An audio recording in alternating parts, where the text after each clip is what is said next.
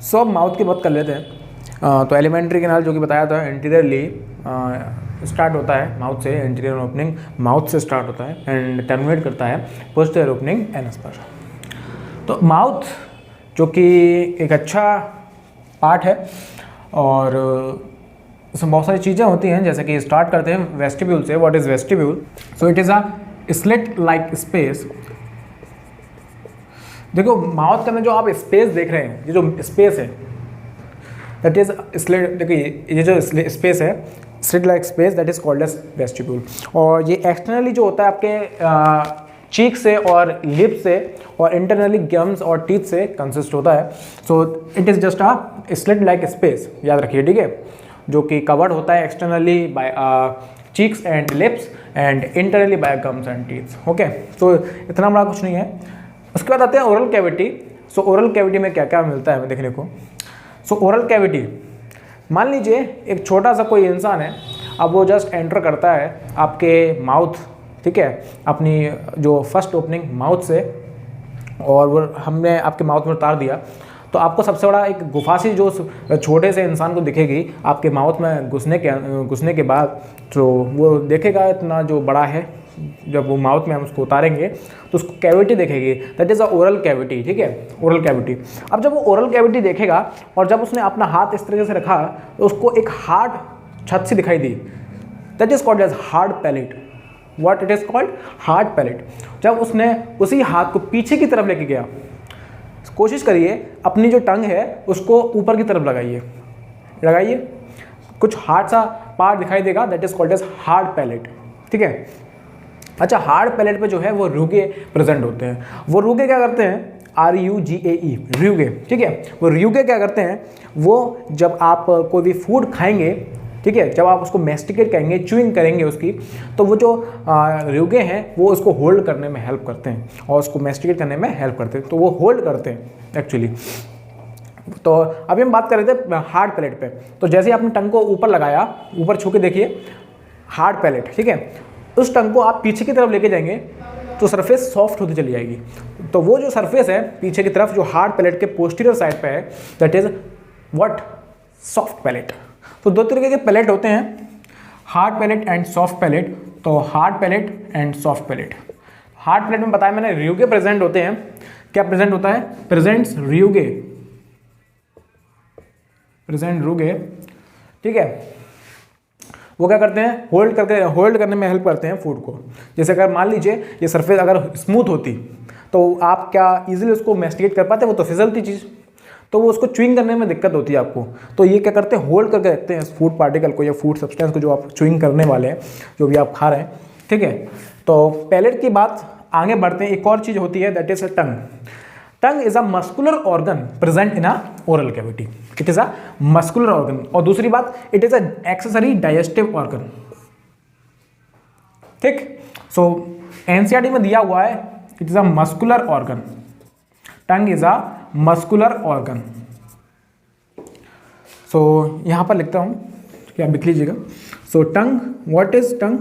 Tongue is a muscular organ that help in masticating the food. बहुत सारे चीज़ों में हेल्प करता है। ब्रशिंग का भी काम करता है, टीथ को साफ करने में, और मैस्टिकेट का काम करता ही है। और दूसरा स्पीच, बोलने में भी मदद करता है टंग। तो टंग के तो बहुत सारे काम हैं, बहुत सारे वर्क हैं। अच्छा, टंग जो है वो जो किससे अटैच होता है? तो जो हमारी ओरल कैविटी के जो फ्लोर है वहाँ से अटैच होता है, attach by frenulum, lingual frenulum. तो एनसीईआरटी में तो खाली वर्ड दे रखा है frenulum. So it is attached with the floor of oral cavity by a lingual frenulum। आप पूरा लिख लीजिए, एनसीईआरटी में खाली दे रखा है फ्रेन्यूलम, पूरा लिख लीजिए लिंगुअल फ्रेन्यूलम। उसके बाद एक और चीज़ होती है, जो हमारी टंग के अंदर एक इन्वर्टेड वी शेप्ड फरो होता है, थोड़ा डिप्रेशन, हल्का सा वी शेप्ड फरो होता है, जो कि डिवाइड करता है एंटीरियरली टंग को ओरल पार्ट में और पोस्टीरियरली फेरेंजियल पार्ट में। तो उसका इतना जरूरत नहीं है, उसको बोलते हैं हम इन्वर्टेड वी शेप फरो होता है, तो उसकी जरूरत नहीं है, तो रहने दीजिए उसको, और ज़्यादा फालतू पढ़ने की जरूरत नहीं है। सो टंग की बात करी जाए तो मस्कुलर ऑर्गन है and it is attach with the floor of the oral cavity by a lingual frenulum. NCERT में इतना ही दे रखा है। दूसरी अगर आप बात करें टंग के अंदर और क्या स्पेसिफिकेशंस होते हैं, क्या क्या टंग के अंदर पाया जाता है, तो जो उसकी डोर्सल साइड है या कह सकते हैं जो ऊपर वाला पार्ट है उसमें पेपिलेज प्रेजेंट होते हैं। आपने टेस्ट वर्ड तो सुने ही होंगे। सो टेस्ट वर्ड्स जो कि आपको आप कुछ भी खाते हैं खट्टा मीठा, तो वो आपको जो सेंस होता है कि this thing is a sweet और बिटर, सो वो टेस्ट वर्ड की हेल्प से आप पता कर पाते हैं। तो वो एक्चुअली वो टंग के ऊपर आपने अभी तक बचपन तक पढ़ा था, मतलब जब तक आपने पेपिलेज नहीं पढ़े तब तक आप समझते थे कि टंग के ऊपर सिर्फ टेस्ट वर्ड होते हैं, लेकिन एक्चुअली क्या होता है, पेपिले होते हैं, उन पेपिलेज के अंदर टेस्ट वर्ड्स होते हैं। सो पेपिले प्रेजेंट होते हैं हमारे टंग के ऊपर, जो कि 4 तरीके के होते हैं, वेलेट, फंजीफॉर्म, फिलीफॉर्म एंड फॉलिएट। फॉलिएट तो एक्चुअली क्या होता है, जब आप एडल्ट स्टेज तक पहुंचते हैं तो निकल लेते हैं, मतलब कि जस्ट रूडिमेंट्री होते हैं फॉलिएट। बाकी वेलेट्स, इनको हम सर्कम वेलेट भी बोलते हैं, सर्कम वेलेट भी बोलते हैं इनको। अबाउट 100 नंबर्स होते हैं ये, हालांकि आपको इतना डीप में आने की जरूरत नहीं है। सो पेपिलेज 4 तरीके के होते हैं, वेलेट, फिलीफॉर्म, फंजीफॉर्म एंड फॉलिएट, जिसमें से आप छोटी सी एक चीज़ याद रख लीजिए कि सबसे ज़्यादा नंबर्स में एक तो स्मॉल होते हैं, ये सबसे ज़्यादा स्मॉलेस्ट होते हैं, इन चारों में सबसे ज़्यादा छोटे होते हैं, और मोर इन नंबर भी सबसे ज़्यादा फिलीफॉर्म का ही होता है और सबसे छोटे भी यही होते हैं। बाकी बताया कि फॉलिएट जो है जस्ट रूडिमेंट्री इन एडल्ट्स, और बचपन में ही थोड़े बहुत फॉलिएट दिखाई देते हैं। और तो ये 4 तरीके के पेपिलेज आपको दिखाई देंगे, और उन पेपिलेज के अंदर जैसे कि वेलेट है, वेलेट्स के अंदर उसके अंदर 80 करीब टेस्ट बड्स पाए जाते हैं। सो इन सब पेपिलेज के अंदर टेस्ट बड आपके होते हैं। जनरली बात करी जाए टंग में कि कौन सा पार्ट जो होता है टंग का वो बिटर के लिए सेंसिबल होता है, कौन सा श्योर के लिए होता है, कौन सा स्वीट के लिए होता है, तो इतना ज़्यादा आपके एनसीईआरटी में दे नहीं रखा है। फिर भी बता दूं, जब आप दवाई खाते हैं, जैसे कोई भी मेडिसिन लेता है, तो हमारे जो बड़े लोग हैं घर के, वो क्या करते हैं, उस मेडिसिन को जितना हो सके उतना पीछे रखने की कोशिश करते हैं, इतना पीछे रखने की कोशिश करते हैं कि वो लोग एक्चुअली कोशिश तो ये करते हैं कि सीधे पेट में डाल दें, लेकिन ऐसा मतलब वो बहुत गलत करते हैं, क्योंकि जो बिटर का टेस्ट बड्स होते हैं वो एक्चुअली बैक साइड में होते हैं। मान के चलिए ये आपकी जो टंग है, सो टंग का ये जो पोर्शन है एक्चुअली बिटर के लिए सेंसिबल होता है, मोर सेंसिबल। एक्चुअली सेंसिबल तो पूरी आपकी टंग ही होती है, लेकिन मोर सेंसिबल जो होता है बिटर के लिए वो बैक साइड ही होता है, और वो क्या करते हैं, पीछे रखने की कोशिश करते हैं, यानी कि आपको मोर बिटर टेस्ट फील होता है। इसलिए आपको जो और सबसे कम सेंसिबल पार्ट होता है बिटर के लिए वो आपका टिप वाला ही होता है, और वो वहीं नहीं रखते हैं। तो बता दीजिएगा जो भी आप लोग हैं, बताइएगा अपने पापा को या फिर अपने दादाजी को कि पीछे ना रख के आगे रखें तो ज़्यादा अच्छा है, ठीक है। तो इसी तरीके से होता है। तो ये तो बात हो गई टंग की। तो टंग में ये सब चीज़ें हैं, पेपिलेज वगैरह की बात करी, टेस्ट बड्स की बात करी, ये सब है। और लिंगुअल फ्रेन्यूलम की हमने बात करी, फ्रेन्यूलम वर्ड जो कि ओरल कैविटी से अटैच होता है टंग जिसके थ्रू। और आगे बढ़े, टीथ पर आते हैं, और तो उसमें कुछ नहीं रह गया। चलिए बात करते हैं टीथ की। देखिए टीथ को अलग अलग बेसिस पर अलग चीज़ों के हिसाब से डिवाइड किया गया है। देखिए अपने ह्यूमंस की बात करें, क्योंकि अपने अंदर अपने पास जो है हमें पढ़ना है वो ह्यूमंस का पढ़ना है। तो टीथ की बात करी जाए तो ह्यूमंस के अंदर डायफायोडोंट, हेट्रोडोंट और थीकोडोंट, ये 3 तरीके के दांत होते हैं। What is the meaning of diphyodont? देखिए डायफायोडोंट का मतलब होता है कि जो टीथ हैं अपनी लाइफ स्पैन में 2 बार आएंगे। अच्छा, heterodont, different types of teeth present in animals, that is called heterodont condition of teeth. What is thecodont? Thecodont क्या होता है, थोड़ा सा इसको ध्यान देके समझिए। जब हमारी जॉ बोन होती है, उसके जो सॉकेट्स होते हैं, एक सॉकेट्स लाइक स्ट्रक्चर्स होते हैं, उसमें जब आपका टूथ एम्बेडेड हो, that condition is called thecodont. तो जब भी आपका जो टीथ है वो जॉ बोन के सॉकेट में अटैच हो, that condition is called thecodont. तो हमारे जो ह्यूमंस के जो टीथ होते हैं वो थीकोडोंट होते हैं, हेटेरोडोंट होते हैं और डाइफायोडोंट होते हैं। ठीक, सो ये 3 तरीके के टीथ होते हैं। अब डाइफायोडोंट कंडीशन बताई मैंने आपको, अपने ह्यूमन के लाइफ स्पैन में 2 बार टीथ आते हैं। पहले बोलते हैं हम टेम्पररी या फिर डेसिडियस टीथ। तो बात करते हैं उन टीथ के बारे में ही। तो टीथ डाइफायोडोंट की बात कर रहे थे, डाइफायोडोंट कंडीशन।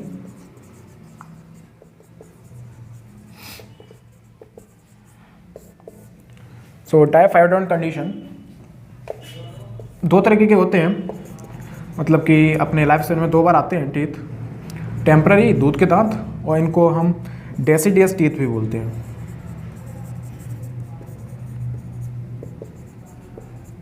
और परमानेंट।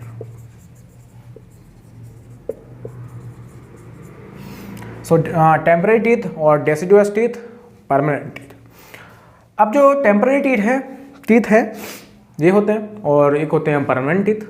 ठीक, दिस कंडीशन इज डाइफायोडोंट। अब हेटेरोडोंट की बात करें, हेटेरोडोंट 4 तरीके के दांते होते हैं। कौन कौन से? कैनाइन्स, चलिए पहले इंसिजर लिख लेते हैं, सॉरी। सबसे पहले लिखते हैं इंसिजर्स, फिर कैनाइन्स, प्रीमोलर एंड मोलर। ये 4 डिफरेंट टाइप के टीथ प्रेजेंट होते हैं ह्यूमंस के अंदर। So this condition is heterodont. और थीकोडोंट कंडीशन, जब कोई भी टूथ या टीथ सॉकेट जॉ के अंदर अटैच होता है। अब मैं टीथ इतना अच्छा बना नहीं पाऊंगा, तो आपको ये टीथ जब बनाऊंगा, जब अलग से स्ट्रक्चर बनाया जाएगा टीथ का, तब दिखाएंगे। फिलहाल इस तरीके से जॉ बोन होती है, अब इसमें कहाँ ही दिखेगा, चलिए छोड़िए इसको। तो थीकोडोंट तो जस्ट बता दिया मैंने आपको, when tooth is embedded in a socket of jaw bone, that condition is called thecodont. Okay, so जब टीथ बनाएंगे, टीथ का स्ट्रक्चर आपको दिखाएंगे, तब दिखाएंगे किस तरीके से जॉ बोन के अंदर सॉकेट के थ्रू थीकोडोंट, मतलब कि टीथ जो है एम्बेड होता है। ठीक है, दैट कंडीशन इज थीकोडोंट। सो जब बनाएंगे टीथ का स्ट्रक्चर दिखाएंगे, तब दिखाएंगे किस तरीके से आपका जो टीथ है वो कैसे एम्बेडेड है सॉकेट के अंदर। तो फिलहाल ये 3 condition, diphyodont condition, heterodont condition and thecodont condition. Temporary teeth, permanent teeth. अच्छा, एक और चीज, एक और चीज जो टीथ का आपको अभी बता रहे हैं, that is dental formula. Dental formula 2123, dental formula of humans. अच्छा, कुछ बच्चों को दिक्कत होती है कि डेंटल फॉर्मूला जो है वो कैसे है। देखिए, सीधे खड़ा हो जाइए, सीधे खड़े हो जाओ। अपने जो दांत है सेंट्रल है, एक्सेस से काट दीजिए। ठीक है, 2 भागों में गया, एक्चुअली 4 भागों में गया। जब आप सामने से अपने चेहरे को देखेंगे, अपने जैसे कि मिरर लीजिएगा और अपने आप को देखिएगा और अपने टीथ को देखिएगा उसमें, तो उसमें से क्या किया, सेंटर से एक लाइन खींच दीजिएगा। तो इस तरीके से 2 भागों में बट गए टीथ आपके। अच्छा, 2 भागों में बट गए, 2 कैनाइन्स इधर की तरफ, ऊपर की तरफ। देखिए, अब हम बात कर रहे हैं ऊपर, बीच में से डिवाइड किया अपने दांतों को, 2 भागों में बट गए। अब इस साइड की हम बात कर रहे हैं, ऊपर वाले पूरे उस चैनल की, उसमें 2 कैनाइन्स दिखेंगे। फील कर लीजिए, चलिए 2 कैनाइन है इस साइड, देखिए 2 कैनाइन इस साइड, 2 कैनाइन नीचे में इस साइड, 2 कैनाइन नीचे में इस साइड। कितने कैनाइन्स टोटल? 8 कैनाइन्स। कितने कैनाइन्स? 2 4 4 2 टोटल 8 कैनाइंस है। फील करके देखिए, तुरंत फील करके देखिए, हाँ छू के देखिए, शीशे में छू के देखिए कैनाइंस कितने हैं, सॉरी इंसिजर्स कितने हैं, 8 है कि नहीं है। 4 ऊपर होंगे और 4 नीचे होंगे। और ये डेंटल फॉर्मूला कैसे लिखा जाता है पता है ना, वही समझा रहा हूँ तब से। बीच में से काट दीजिए, इधर इधर हो गया। ऐसे नहीं बांटे जाते हैं, ऐसे नहीं बांटे जाते हैं, मतलब हॉरिजॉन्टल नहीं का बांटे जाते हैं, दिस इज ऐसे काटे जाते हैं, नॉट ट्रांसवर्सली, वर्टिकली, ठीक है। सो कुछ बच्चे समझते हैं कि ये हॉरिजॉन्टली कटते हैं, नहीं ऐसे हॉरिजॉन्टली नहीं, वर्टिकली कटते हैं ऐसे करके, दो ऐसे, ठीक है। सो 2 1 2 3 ऊपर रहते हैं, ऊपर का 2 1 2 3, नीचे का 2 1 2 3, और इसको इनटू कर देते हैं इन दोनों से, ठीक है। सो 2 1 2 3 2 1 2 3, 2 कैनाइंस ऊपर के लेफ्ट साइड, जो भी साइड ले लीजिए, 1 कैनाइन, फिर 2 3, टोटल कैनाइंस कितने होंगे, कोई पता लगा सकता है इस डेंटल फॉर्मूला के थ्रू? सोचिए, 4, ठीक है। 1 2 3 4, समझ में आ रहा है? 1 2 3 4 आ रहा है। इस तरीके से अगर आप डेंटल फॉर्मूला समझ जाते हैं तो आपको इजीली पता लगा सकते हैं आपके कितने टोटल टीथ्स हैं। लेकिन किसी भी ह्यूमन के अंदर, एडल्ट के अंदर जब हम बात करते हैं तो 32 टीथ्स की बात करते हैं। कितने टीथ्स होते हैं? 32 दांत होते हैं। लेकिन ऐसा नहीं है, 21-22 साल की उम्र के या फिर 20-21 या 18-19 एक अच्छा सा रेंज लें तो 18 से 20 साल की उम्र के अगर आप एडल्ट को देखेंगे, 18+ एडल्ट, सो 18 से 20 साल में देखेंगे तो उनके अंदर 32 दांत पूरे प्रेजेंट हो भी सकते हैं और नहीं भी, ज़्यादातर कंडीशन में नहीं प्रेजेंट होंगे, ठीक है। सो 32 दांत not always present in age of 18-20 और 21, कभी कभी नहीं आते हैं। तो वो एक छोटा सा मतलब एक वो था, फैक्ट था। फिलहाल डेंटल फॉर्मूला में वापस आते हैं। 2 1 2 3 2 1 2 3 × 2, तो इस तरीके का डेंटल फॉर्मूला होता है। समझ गया ना कि किस तरीके से डिवाइड हुआ है? इस तरीके से वर्टिकली डिवाइड किया है, इधर का पोर्शन इधर का पोर्शन, तो इधर का अपर इधर का लोअर, इधर का अपर इधर का लोअर, तो इस तरीके से, ठीक है। कोशिश करता हूँ यहाँ से दिखाने की। मान लीजिए लिप्स हैं, ये आपके दाँत हैं, ठीक है। इस तरीके से बांटा है, इधर का पोर्शन हो गया, इधर का पोर्शन हो गया। तो ये अपर का पार्ट हो गया, upper part, upper right part आपके हिसाब से, चलिए जो भी मैं अपने हिसाब से, अपर लेफ्ट पार्ट, ठीक है, लोअर लेफ्ट। तो इसमें ये 2 1 2 3 लिखा है, तो ये 2 1 2 जो है, ये 2 इंसिजर इधर के देखे हैं अपर लेफ्ट के, और ये 2 इंसिजर लोअर लेफ्ट के, और इंटू 2 करने के लिए, सॉरी इसके गिनने के लिए हमने इंटू 2 कर दिया है। समझ में आया? तो ये 2 1 2 3 2 1 2 3 लिखे हुए हैं, वो दिस पोर्शन के लिखे हुए हैं, इस पोर्शन के, ठीक है, इस पोर्शन के लिखे हुए हैं, और इस पोर्शन के लिए गिनने के लिए हमने 2 कर दिए। सिमेट्रिकल है ना, सो सिमेट्रिकल है, इसलिए 2 1 2 3। तो ये आपका क्या हो गया? Dental formula. अब इतनी बार बोल दिया कि डेंटल फॉर्मूला, तो आपको याद ही हो गया होगा। फिलहाल इसके नीचे मार्किंग और कर देते हैं। This shows a incisor, canine, premolar and this is molar.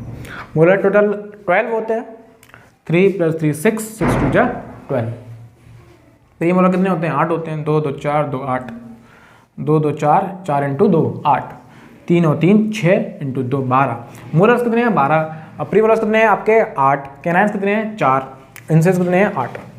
So total, ये थोड़ा सा साफ करके लिख देता हूँ।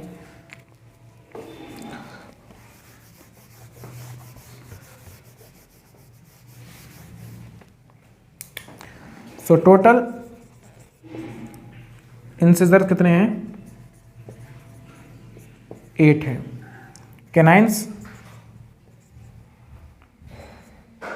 कितने हैं? 4। प्रीमोलर 8 एंड मोलर्स वो हैं 12। तो वो वाली बात समझ में आ गई ना आप लोगों को कि जब, चलिए बाद में समझाता हूँ, पहले एक चीज़ बता देता हूँ आपको। हाँ, बात कर रहे थे टेम्पररी टीथ, तो ये तो परमानेंट टीथ बात करी।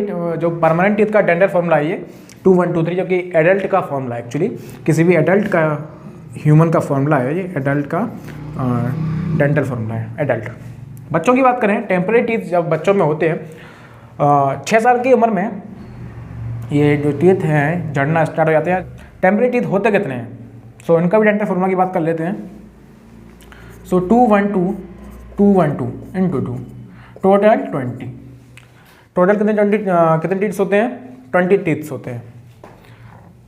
क्या चीज़ प्रेजेंट नहीं होती है बच्चों के अंदर? तो बच्चों के अंदर एक्चुअली यहाँ से क्या दिख रहा है, क्या चीज़ प्रेजेंट नहीं है?